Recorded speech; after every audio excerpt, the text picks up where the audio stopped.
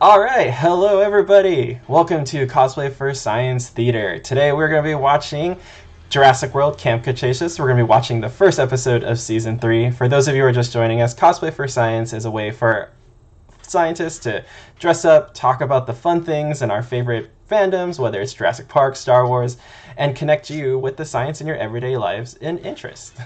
So today we've got really cool guests. We'll get introduced to everybody just really quick. For today's episode, we can't show any clips because copyright and stuff, and we don't really have like the money to do that. So what we'll do is we'll tell you when to start playing. You can sync up your stream, whatever device you're running, and we'll be able to watch. And we'll be providing commentary, and we'll also take questions during the show. So why don't we introduce our special guest for today? I'm very, very excited to have the hosts of PBS Eon, Kallie and Blake. Welcome, Kallie and Blake. Hello! Hi, thanks for having us. Yeah, this is going to be fun. I'm so glad you guys are here. For those of you who, for some reason, don't know what PBS Eons is, PBS Eons is the #1 rated science show now on YouTube. Am I being too generous? I don't know. I think so. Well, that's good. We'll take it. Yeah. Gabe Santos approved. Well, before we get started, why don't you introduce yourself more for our audience? Kallie, why don't you go first? Hi, I'm Kallie. Like Gabe said, I host Eons, but I also am the collections manager of the University of Montana Paleontology Center up here in Missoula, Montana. And Blake, how about you? I'm Blake DePastino. I'm head of content for Complexly, which is a production company that produces Eons. And my background is in science journalism. So I am more of a word and learning about science person. And I got into this because I had, still exists, it's a blog called Western Digs. And I blog about archaeology and paleontology. And that's why I'm wearing my Indiana Jones hat. I know the difference between the two. I got this sweet shirt in Kansas City. I'm visiting my parents right now, and it's I didn't even notice the shirt. It's a T-Rex eating Kansas City barbecue. It's a What? tasty barbecue. Yeah, it's the best shirt. I saw it in a window at a store, and they didn't have it, but luckily there was another store that did have it, so I went to like 2 different stores to get the shirt. It is amazing, and I'm Totally a worth vegetarian, it. but I don't even care. So it's like, it's vegan meat. It's not legit barbecue in my world. Kallie, I might have to Venmo you if you can get me one of those. For sure.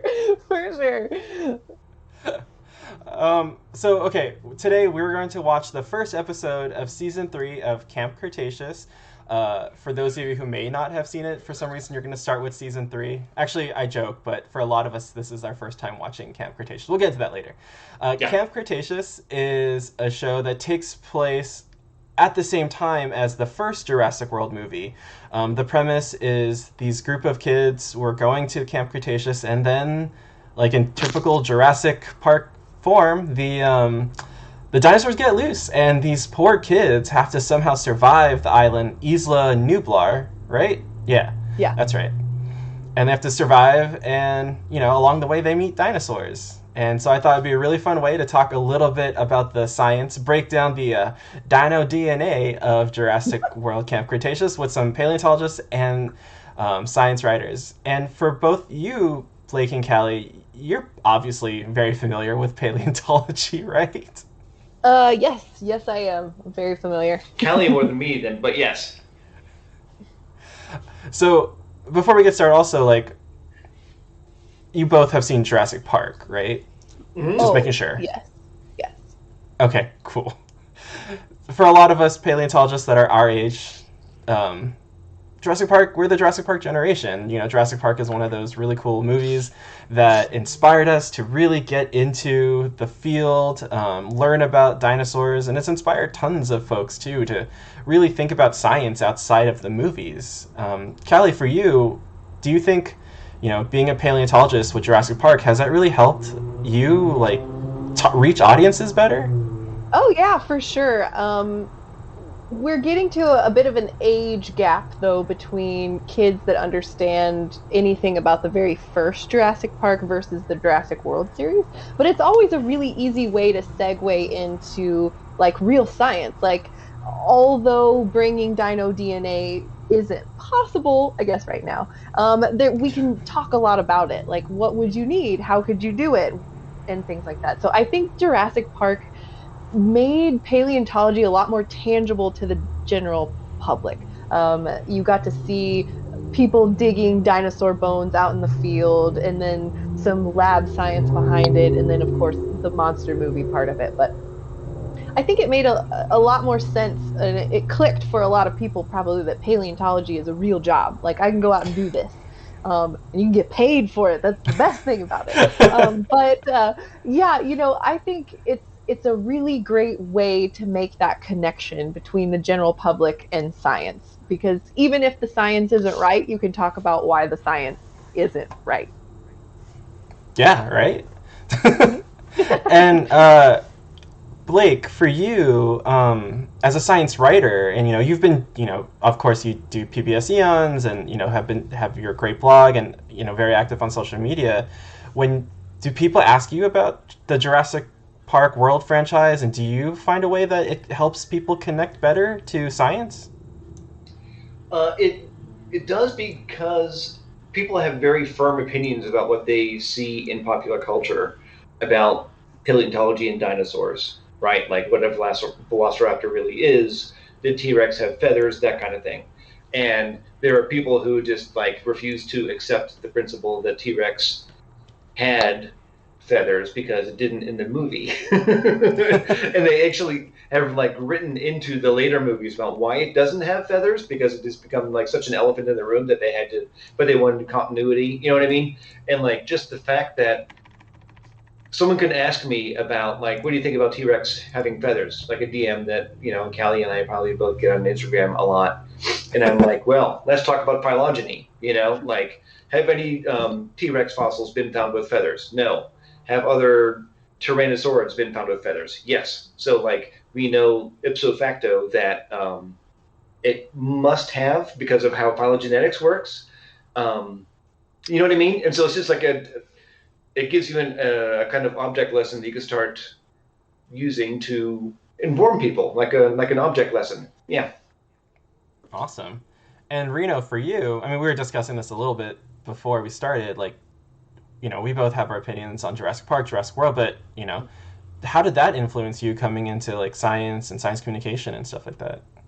Well, I'm just a smidge younger, and because of that, I was actually too young to really feel the impact of the Jurassic Park series, because when those movies were releasing, I was afraid of them, despite being obsessed with dinosaurs, and despite from a very, very young age, from 4 or 5 years old, knowing that I wanted to study paleontology and being obsessed with BBC's Walking with Dinosaurs and other documentaries like that.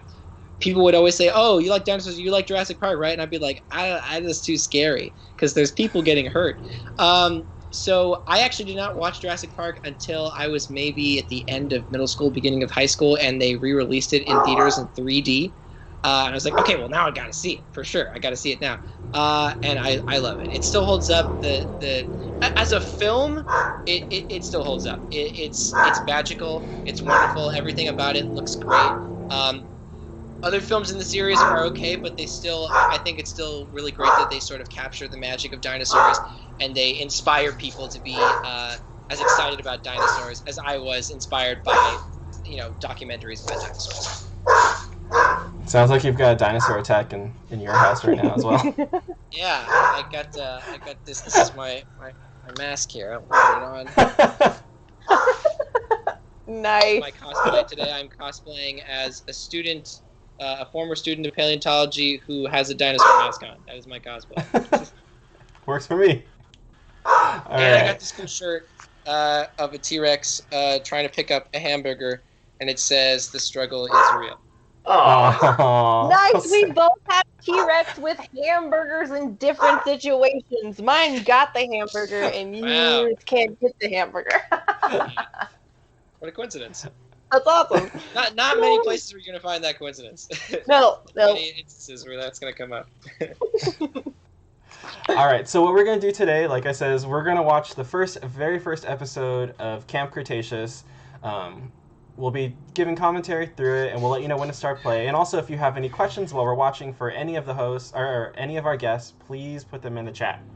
So here we go, and you can start pushing play in 5, 4, 3, 2, 1. And it should be starting. Okay, now it's starting. Yeah. So again, Kallie, you've seen seasons 1 and 2, right? Yes, I have seen seasons 1 and 2. Yeah. All right, cool. And Blake, this is your first time watching? I've never seen it. Okay. Well, now this is Blake DiPestino reacts to Camp Cretaceous, so we're going to change the title for it after.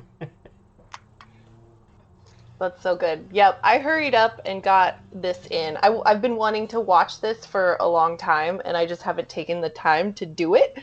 And so I was really stoked that you asked me to do this because I knew I had to watch it. So I binged it all in like 2 days. So it goes. Not gonna lie, it was kind of the same for me. Like, I've been wanting to watch it for a long time, but there's just something like keeping me from watching it, and I think it was just because it was like a kid show. But actually, you know, there's a lot of enjoyable parts in it, if you ask me. Yeah, it's not bad. I also appreciate how diverse the cast is. You mentioned that to Gabe earlier. Oh yeah, and I you know, as a paleontologist and a paleo nerd, like just seeing the dinosaurs sometimes is just enough to keep me interested in how they portray them in the show. And definitely vibing really hardcore with Darius's character. So, Blake, to catch you up, the kids have just tried to escape the island on their own handmade raft. Oh no, Bumpy. That's like their pet Ankylosaurus. Behind. Yeah, that was actually really sad. Oh no! If anyone's up and up on their voice actor trivia, the voice of who is the accident-prone kid? I'm trying to remember the name. Ben? Oh yeah, Ben. Ben. Voice of Ben. Sean Giambroni is also the voice of Yumulak in Solar Opposites. So if you watch that show, then also on the Goldbergs. He's the Oh really? Yeah. That's where I knew him from. Okay. If you are a child, do not watch either of those shows. But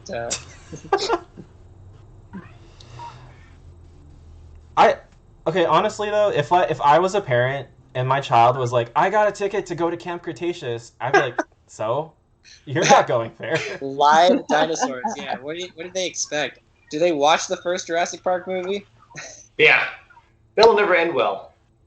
Ooh, must go faster. Must go faster. Well, also in like, oh, go ahead, Rena. No, you go for Gabe. I was gonna say, like, for context, Blake. Oh shoot. Oh, they didn't make it. I guess I could have figured that, considering this is season 3. This takes place during the beginning. Like the first season takes place at the same time as the first movie of Jurassic World. Okay. So like while the dinosaurs are escaping and like the Owen and all of them are doing their stuff, the kids are doing their own stuff at the same time. And apparently they didn't make it. And then this one takes place at the same time as the new one, the Fallen Kingdom. I think it's like 6 months before Fallen Kingdom, if I recall correctly. I haven't seen Fallen Kingdom yet either. Oh, Bumpy. Yeah. What? I know. That's crazy. I wish I had a pet Ankylosaurus. Yeah, that was my favorite one. I did a report on it in the 2nd grade. Used lizard. Still my favorite. What I don't understand, so the bad woman that had the boat got eaten by baryonyx on the boat, but like, could you just like swim out to the boat and get the boat? I don't understand why they. That's why like they made adult thinking though. Like also, a kid trapped with dinosaurs is gonna be like, I'm gonna make a raft. You're right. Considering baryonyx also generally is thought to have caught fish, would a baryonyx go for a prey as large as a person? Yeah. Yeah, maybe. I don't know. Baryonyx was mostly a fish eater. Is that for all Spinosaurids? I just know about Baryonyx because it has the way that its claws and teeth work. It looks like it catches. Like a sort of similar to those pterosaurs that have teeth, like the rhamphorhynchoids that come in and presumably ate fish just because of the way that their teeth are structured, they can keep the fish in their mouth. Interesting. I try to avoid like most Spinosaurid questions in any topic when I can, just because I'm too afraid to get into that. I'm just too afraid to get into that. I mean, just like wait a week and it'll change. Right. Yeah, basically. And then like, so wait, no was matter what you Baryonyx say, you're gonna aquatic find then? some. Say again? Was Baryonyx aquatic? I'll have to. You know what? I'll find some information and I'll put it in our chat and the stream chat. Get some Baryonyx info going on for you. I don't think it was aquatic, but they do think it was probably a fish expert. I agree that it was probably fish expert, but maybe not as aquatic as Spinosaurus. Okay. Because when we did our Spinosaurus episode before, like the recent research, half the comments were like, "Well, what about Baryonyx?"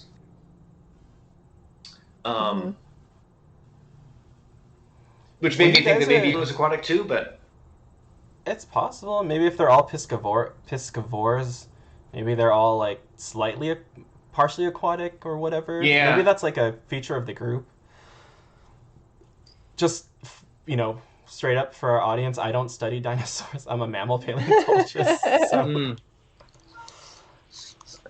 Well, Baryonyx and other kinds of Spinosaurids generally have a crocodilian-shaped skull. So that's another bit of evidence that leads some to believe that it might have been they might have been searching for food in the water,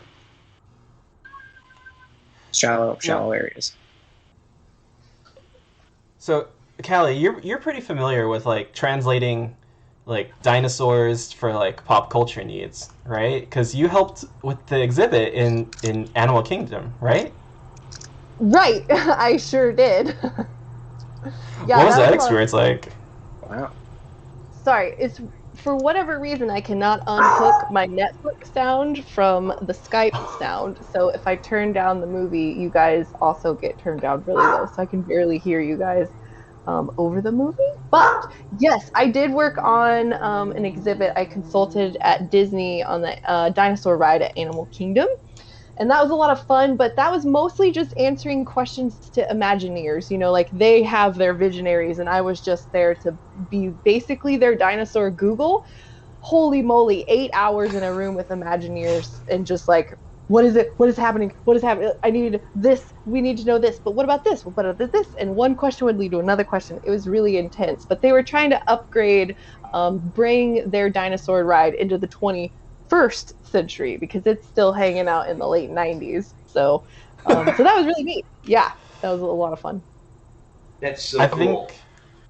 I think when we went there, I think we saw your name on the ride, and I think we took a selfie with it, didn't we? I sent it to you. Yeah, I think you did send a picture of it to me. I love that. That's like one of my favorite things in the world is when people go to that ride, they see my name, and they take a picture with it or send me a picture, and they're like, hey, I was there. I saw your name. And yeah, that's probably my biggest claim to fame, my name being at Animal Kingdom. That is so cool. So maybe when we actually create Jurassic World, maybe they can actually invite you too to like help with that, right? Man, I hope they remember me. Well, because there was rumors that they were actually going to like shut down Dinosaur and like really renovate it. And so they had me go through the script. They had me ride the ride a couple of times and like make notes about things that weren't right or were out of date and things like that. But since they have now taken over the Jurassic World franchise, I doubt that Dinosaur will probably be upgraded because they're going to put all their effort into the new Jurassic World Park, which, oh my God, I don't think I've ever wanted something more in my entire life. When did this happen, Kallie? How long ago was this? This was right before Eons, actually. I think this was 2016. Oh, wow. That is so cool. Yeah.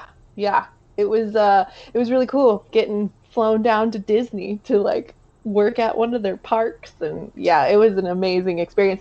But what I will say is that they sent out emails to like 5 people, and I was the only one that answered back. So if you get a letter from Disney, an email from Disney, don't think this is fake. Go ahead and answer that email, because that's what got me the consultant gig, is I was the only person that answered their email, their call for help into the abyss of paleontology, undoubtedly. But yeah, I was the only one that got back to him. Did you say that? Did you say that Disney is purchasing the Jurassic Park franchise? I thought they were. Don't they own Jurassic? All the no, Jurassic Universal owns that. Oh, And I would think that never mind. I would think they would want to hold on to that, especially because Universal is also in the park You're totally business. right. I got my wires crossed for sure. But still, it's going to be a theme park, Yeah. regardless who owns it or makes dinosaur, it. I'm sure awesome. Universal will do brilliantly with it as well. So, well, speaking of actually creating a real Jurassic World in real life, and I mean like for real, like they do in the movies, I would be remiss if I didn't mention this study that I learned about late last year, involving the discovery of potential fossilized dinosaur DNA. I can bring up the link on it, but it was on it was traces of proteins were discovered, were fossilized. They were preserved in the rock, including I think it was ribosomes or something that makes proteins, and DNA material, or at least something that they believe to be DNA material. Now, there are some skeptics who are saying that it's possible that this might have been something, bacteria DNA that had become fossilized much later after the fact. So it's still a little bit up in the air. But I remember when this study came out that people on the news were suddenly like, for real, they got the dinosaur DNA now. Like, are we going to have Jurassic Park or Jurassic World for real? And I was thinking, man, did these media pundits, did they read the book? Did they watch the movie? The whole point is to not do it. Don't do it. Did they learn anything from that? Also, I don't think they watched it. A little bit of a signature, a trace of DNA is a lot less than the entire billion chain of a full DNA. In the movie, we just like filled some holes instead of trying to like, oh, we have this much and we need to make this much. With frogs. It was frogs, right. Woo, which I don't understand why it would be frogs as opposed to birds or crocodiles, but right. And I think somebody went into that with the Jurassic Park, why they used frog instead. I mean, why didn't they even use alligator? Like, that's way closer than a frog. Are you kidding me? Yeah, right. Because the public hadn't quite got the memo that birds and dinosaurs are like the same thing. Right. They're all related, and so I think that Steven Spielberg thought that having a chicken, because I'm pretty sure they use a chicken in the book, and he was like, it was too far of a leap for the general public to get that, and so they used a frog. But again, why not an alligator? Why not an alligator? I feel like that still would have been closer. But so there's a chicken in the book. I didn't know that. Lizards can change sex just like some species of frogs do. So the whole thing with life finds a way would still have worked. I mean, Michael Crichton knew his stuff, so I'm not surprised that he used a chicken in the book. Yeah. You mean life finds a way. Life finds a way. Oh, Bumpy. I want to end Ankylosaurus so bad. Me too. Oh my god, that's the cutest part of this whole show. I feel like it wouldn't be that smart, though. I feel like require a lot of brain. I remember reading somewhere that like when they were creating the show, they really wanted to make sure the dinosaurs were animals and not try to anthropomorphize them too much. But I feel like Bumpy is just the one exception because you gotta it's like it's like the sidekick. It's the companion character. Yeah, for sure. Gotta give the cowardly character a reason to become courageous. Gotta have your important character archetypes. Interesting. I shared a link about that DNA study to you all as well, and I shared it on the stream. I have another question about would any of the herbivores be able to actually eat these plants would any of them be similar enough to the what plants existed 65 million years ago and before? Right. Well, That's a good somehow in the question. movie, the original Jurassic Park movie, when they're driving in to see the dinosaurs for the first time, she's talking about how none of this Veriformin hasn't been seen since the early Cretaceous or whatever. So somehow they kind of glaze over that, but somehow they were able to bring back the same plants that were in the time areas, although they have dinosaurs from all, like the early Jurassic all the way to the late Cretaceous. So they would have to bring back quite a bit of plant material. Well, But in the first episode, I did watch the first 2 episodes of season 1, and they have these huge trees for this treehouse, and I was thinking like those trees must be ancient. Those are, I mean, obviously not not Mesozoic, but those trees to be that large must be so old, thousands and thousands of years old. So I was wondering how they would have, this isn't a man-made island, right? This is an island that they discovered was free to use, right? right. Yeah. I was thinking about the grass, because there's grass in the movie, like with the big scene with the sauropods, walking through, Right. and they're like in a meadow. But there was, Right, but there was no grass. Well, I mean, Was there in the was. Cretaceous? By the late Cretaceous, there was grass. Yeah, there was grass. We found phytoliths, but we don't think it was very widespread. But one thing I have noticed is I don't think I've seen any of the dinosaurs eat the grass. Right. When you see Bumpy eat, he's always browsing off of the larger leafy plants and not the grass. So Okay. Oh God, they found eggs. This is going to be bad already. Oh, there it is. Why would you ever find eggs? Uh-oh, okay. Is that a Dimetrodon? It's Dimetrodon. Yeah. Dimorphodon? Dimorphodon. It is a Dimorphodon. oh, Yeah, yeah. it's ugly. It's a Ramphorhynchoid. That is a huge egg. All right. For the pterosaur, right? We're very big. I guess this- it just made sense for the show. Is this the actual size of a Dimorphodon? They were pretty small, I thought. Yeah, I thought so too. I'm confused about its locomotion too.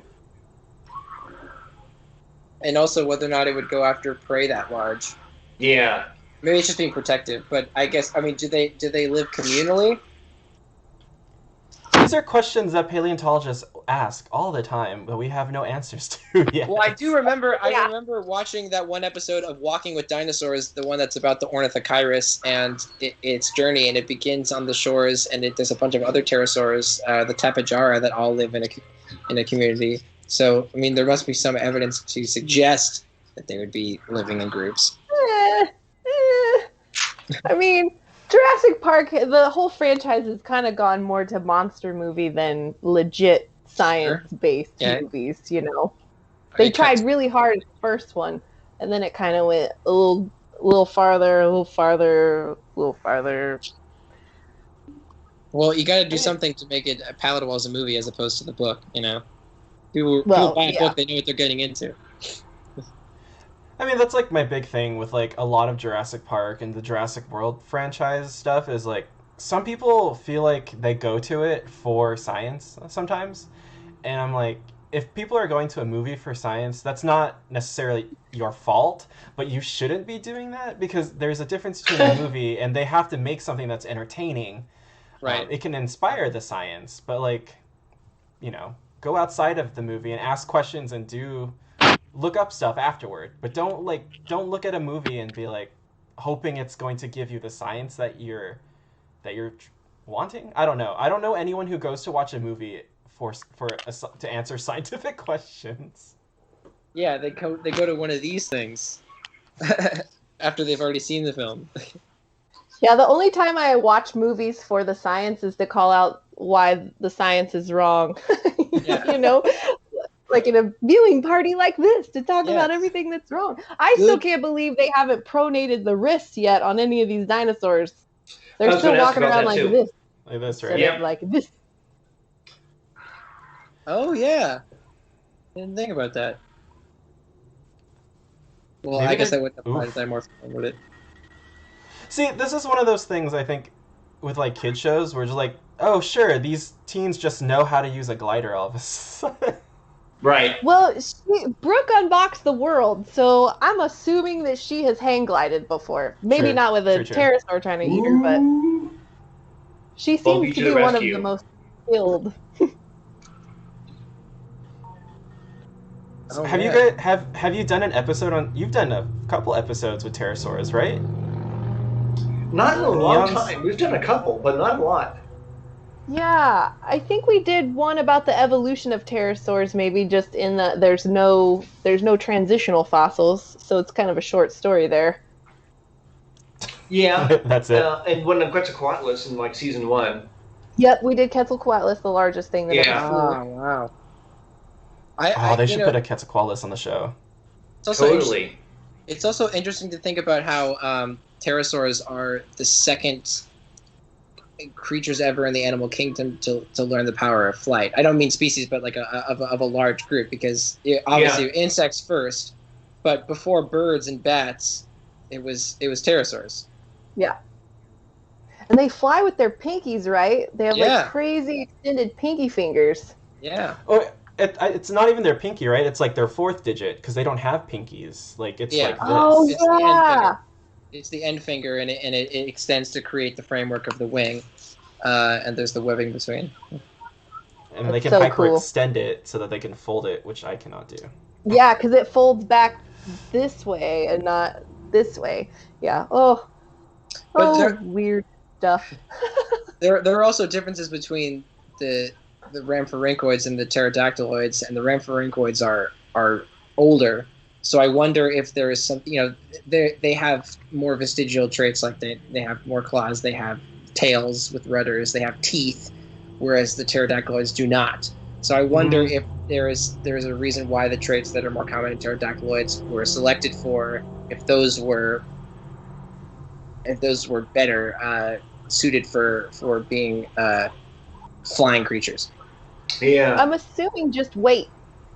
Like you lose a bunch Lose of the teeth, stuff yeah. to make you lighter. Lose the teeth, Right. lose the claws, lose the 'Cause tail. Birds don't have teeth; they have hollow bones. I learned. I was skeptical about this, but I learned this in one of my classes in college from a professor who studied birds, and she said that birds even have smaller. They have smaller chromosomes, or they have less genetic material, so that each of their cells is less heavy. Oh my gosh, I that's was- taking it I to was- another level. I was like, how could you? I just don't know about that. I was skeptical about that. I mean, genetic codes range wildly, even within the human Right. population. So, in certain areas of Africa where people have lived there longer, their genetic codes are like twice as long as Northern Europeans. Just 'cause they've had longer to build up all of the extra junk that gets into your DNA over time. So, I could totally see if birds kind of, if you don't use it, lose it type of man. Well, they can't. I mean, they don't see it, happen. They can't direct their evolution, but Right, it's like for a long amount of time. So at the end of the episode, which we just saw, something was taking that other dead theropod thing. I don't remember what happened to Irex in the last season. They just stopped talking about it. I think Oh. it just kind of is like, oh, Dominus Rex, everybody, and then everybody leaves the island, and then all of a sudden it's Toro again is the big bad guy that they run into all the time, but I don't remember anything happened to. Oh, It just wait, no, it makes sense because it got eaten in Jurassic World. the Moses. That's why it Lord, disappeared. Right. Oh, right. Right, Right. The Leopterodon ate it. Which, when I watched that movie for the first time and I saw the T-Rex and the Velociraptor going after it, and I was getting closer to the water, I was like, oh yeah, here it comes. I could tell. I was like, it's gonna just. I think they set you up for that way earlier in the movie too. They do. yeah. They really foreshadow that death, but that was a good one. I'm excited I didn't really watch that episode that we just watched very hard, so I'm gonna have to rewatch it again. Well, that was the first episode. it looked like the characters were getting along in different ways. Right. And they did talk about the boat. So undoubtedly they didn't know where the boat was, and then they saw the boat when they were up in the air. So now they know Gotcha. where the boat Okay. is. So that was my main question for this whole thing is like, why did they just go to the boat? They didn't know Imagine where it was. being the parents and hearing about this. Imagine Right? we'll never get to see that in this kid show, but imagine being the parent and hearing about news about stuff going on in Jurassic World. And You'd just be being like, losing your mind. yeah. Oh my gosh. Yes. I would be like, immediately starting to sue people, like right away. right. Right, left and After right. the initial shock, just You get sued, and you get sued. Everybody gets sued. Really quick, I had a question I was thinking about. So, like, obviously this is a kid show when they're, it's character driven, blah blah blah blah. But they had to do some research to like figure out like, what dinosaurs they're gonna put in, give them looks and everything like that. For this kind of show, I imagine the research didn't take as much time. But for you, Blake and Callie, for when you're producing PBS Eons, how much more work does that take for you to create your show, I would say, versus like you'd think it would take to create something like, science-wise for like Camp Cretaceous? Oh. How do you mean? Like more work compared to what? Like how much time does it take for you to like do the research to compile and create like one of your episodes? Oh, dude, it can take a very long time. So our editors, like Blake and Darcy, work with the writers. They either pitch the script or we pitch them a script, something that we want them to write, and then they do a ton of work. I mean, most of the reference lists that come with the episode, they've done all that legwork.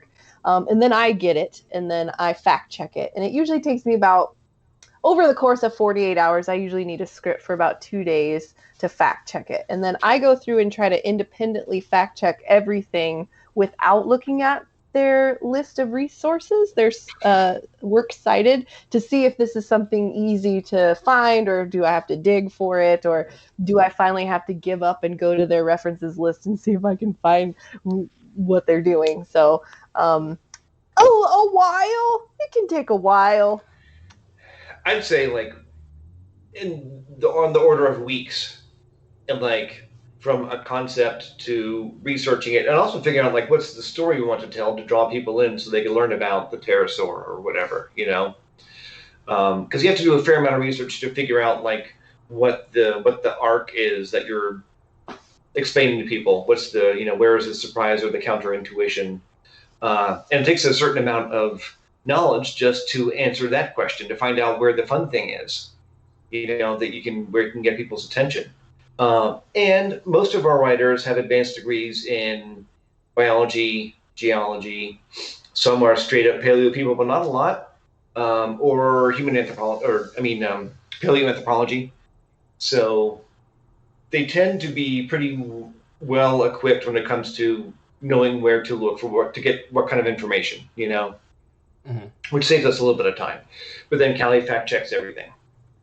I mean, like, obviously PBS Eons is an amazing, amazing show. I will always sing its praises because it's not only educational, but like entertaining, and you're both so great on it. But like, how would you say like the importance of something like this kind of show for Camp Cretaceous for getting folks to think about paleontology, kind of like how Jurassic Park and Jurassic World was for us, for something like Camp Cretaceous?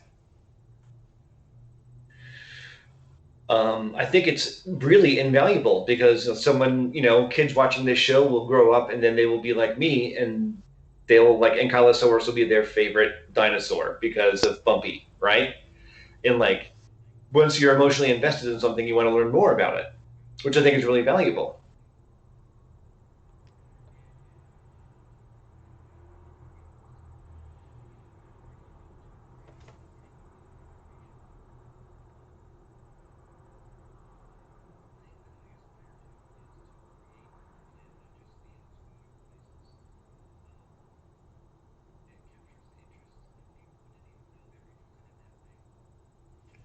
Oh, Callie's back.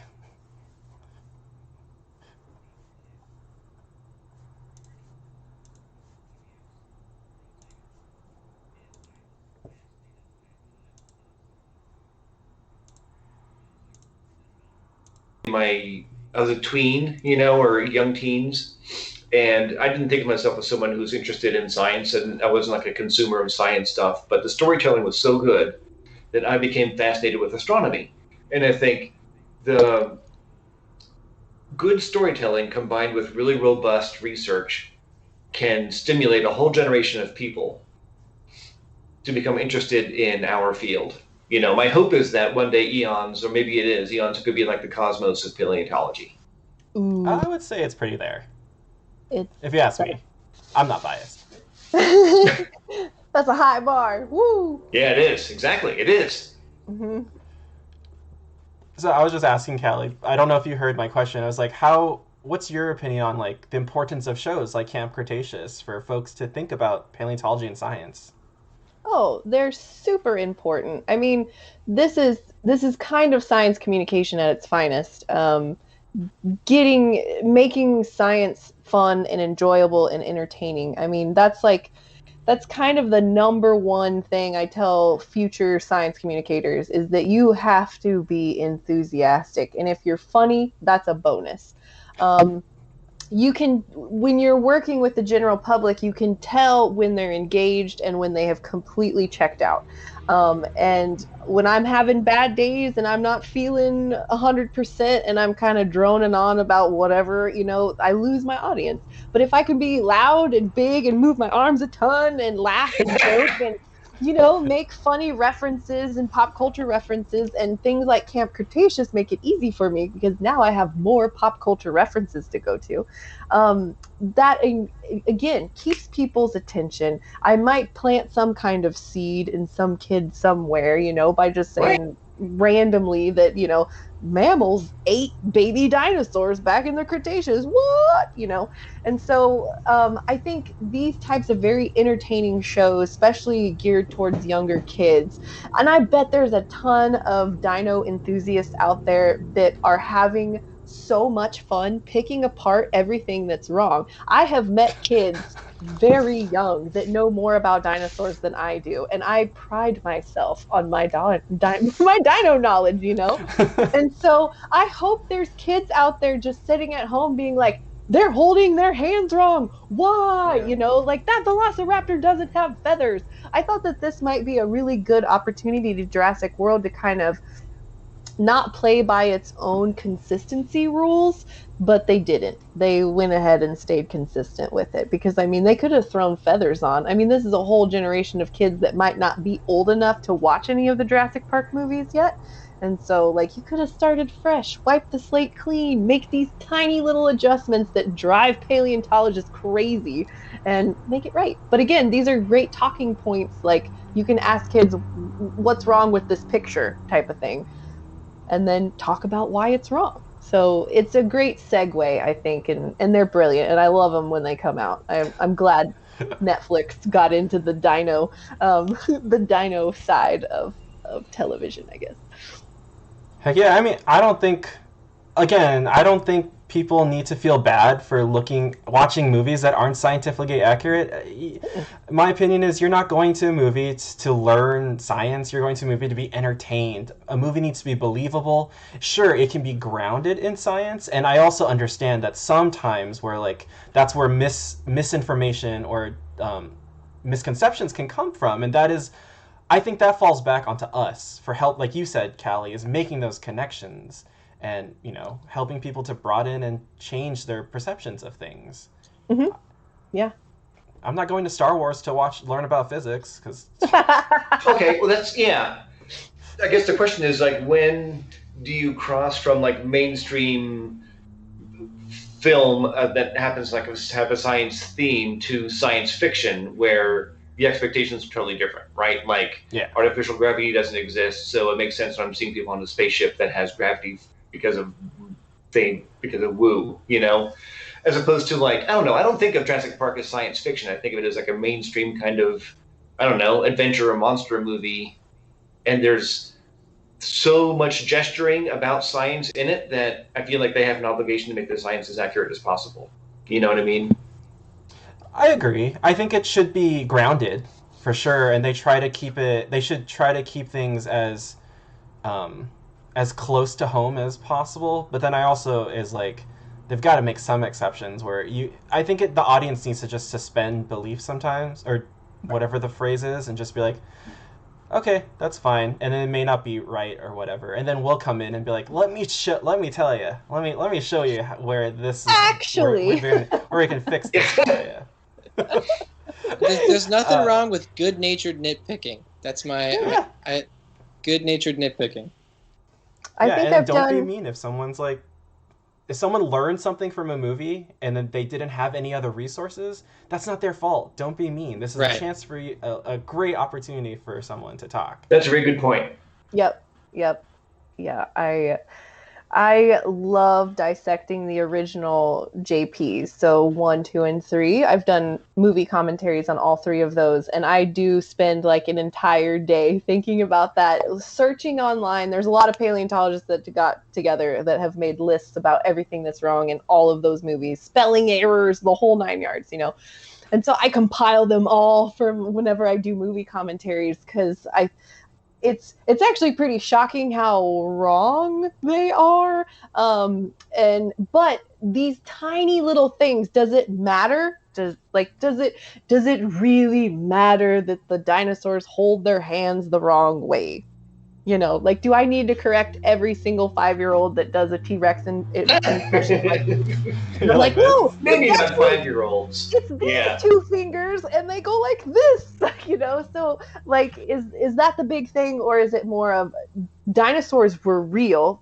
Then they were extinct, and extinction is a huge concept for people, I think. And then we brought them back, you know, like, this is artificial. We're bringing them back. We did some crazy science with it. Now we have dinosaurs again. But just that basic understanding that dinosaurs lived a long time ago, and then they went extinct, and they were gone for a really long time, and then we brought them back. I mean, that's a foundation of paleontology right there, that there was life a long time ago and it died and it's not here anymore. And so just understanding that very basic timeline of life is a huge step right there to understanding evolution, fossils, paleontology. So there's a lot of, I think, foundational key theories within the Jurassic Park franchise that are very fundamental for science and paleontology and biology. But again, like, I mean, is it really that bad that Velociraptor doesn't have feathers? I mean, they added a couple in the Jurassic World. Or that they're the size of Utah raptors and not actual Velociraptors. Yeah. Right. You know, is it that big of a deal? Because then, I mean, at least people are these are raptors, you know. They've now learned a family of dinosaurs. Boom. Right there. Yeah. And again, it's a talking point for us to come in and be like, oh, you love the raptors from Jurassic World?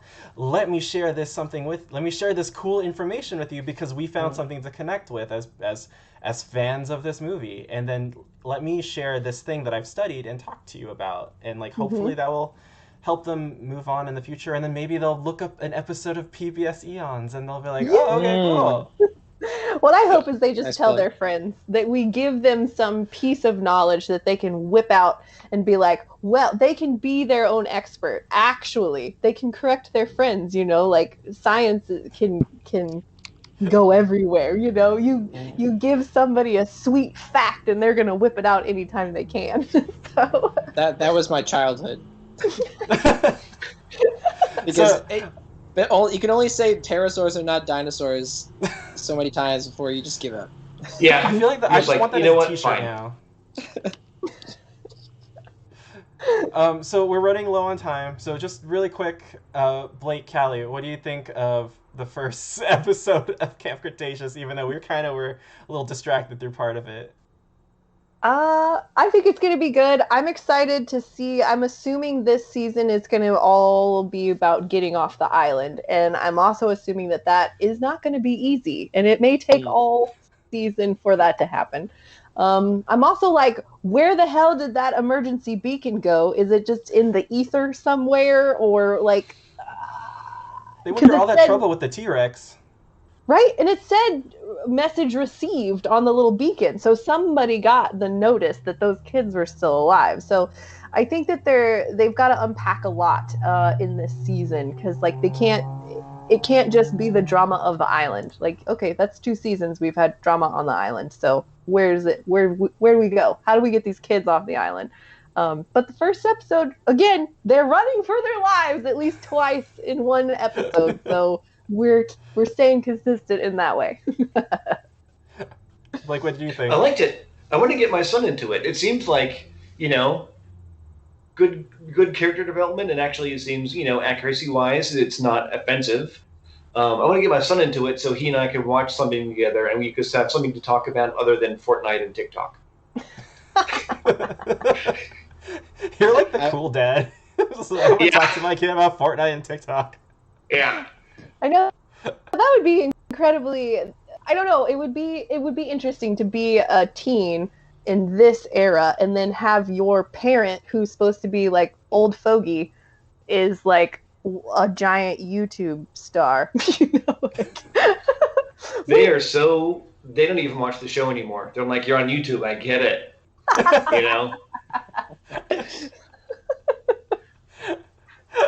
Well, like YouTube, is that still around? Is that a thing still? Oh God, How long are the videos? What? Yeah, 10 minutes. I'm 11 years old. For those who might not know, for some whatever reason, please follow and subscribe to PBS Eons. It's an amazing, amazing show. I love it. Blake and Kallie are two of my favorite science educators and communicators out there, and just all around great people. So please check it out, and hopefully we'll do more Jurassic World watch-throughs with you guys down the line. So, I would love to. That would be so fun. much. Yeah, same. I'm already just write my name in, just pencil me in, whatever that is. Awesome.